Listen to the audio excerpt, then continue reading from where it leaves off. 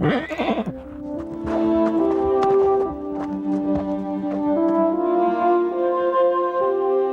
are among the most graceful and majestic creatures on earth, and yet for all of their beauty, horses largely remain beasts of burden.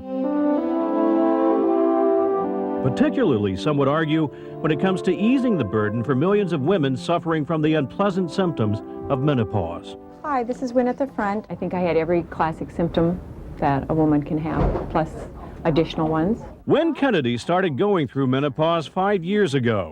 Probably the hardest one for me to deal with was being so depressed and being so emotional. There were also hot flashes and memory loss, but that was before she started estrogen replacement therapy using a drug called Premarin. And now I feel really good. My energy level is up again. Although it's quite possible you've never even heard of it, Premarin is the most widely prescribed drug in the United States, with nearly $1 billion in annual sales. Its active ingredient is conjugated estrogen, and you may be surprised to learn that it's derived from the urine of pregnant mares.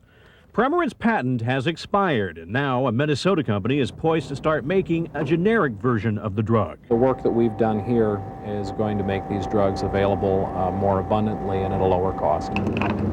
Each week, trucks deliver 36,000 gallons of pregnant mare urine to Natural Biologics in Albert Lea.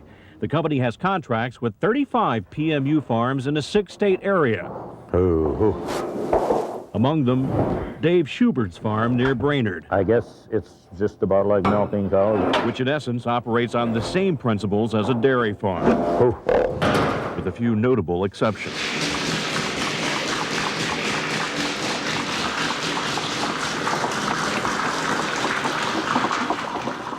Unlike dairy cattle, these mares wear collection devices. It's just basically gravity flow. There's a hose on the end of this, and of course you can see the jug over there. 24 hours a day. The hose has been hanging here all winter long, and the hair isn't even wore off any. So I think it's got to be very comfortable for them. 5.5 to 6 months a year. Now, how much time do these horses spend in their stalls?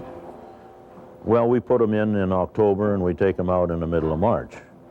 But there again, you know, we let them out for exercise on a rotational basis, you know, probably about twice a week. Poor things.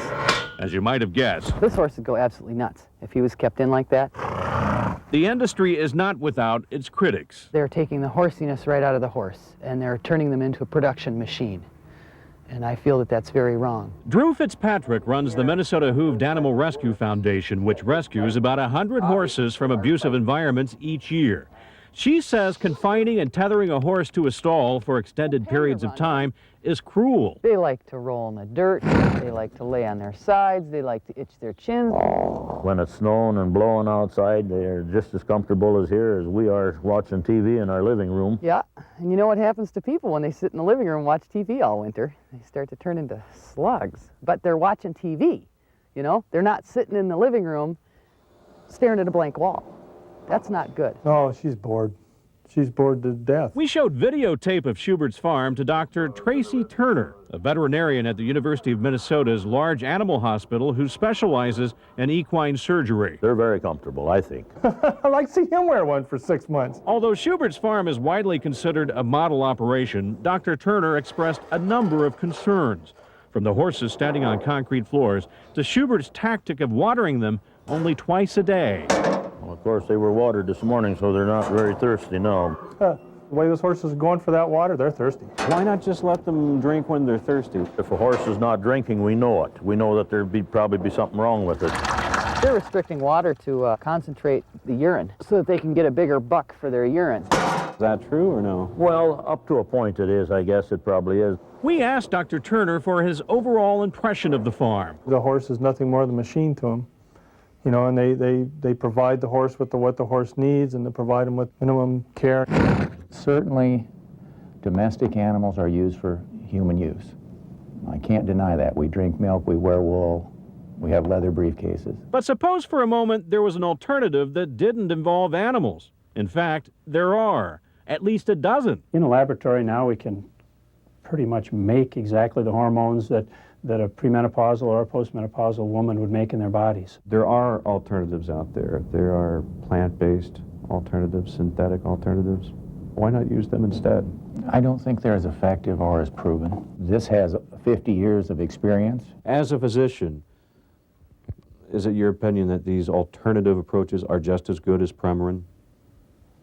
Yeah, I think so. And it's worked beautifully. Although Louise Leatherdale was initially placed on Premarin after a hysterectomy, she switched to a man-made alternative when she learned how Premarin was made. I see no reason why, if you physically can take a Premarin substitute that's man-made, why in the world would you continue to take Premarin when you've got the ability to save something like this?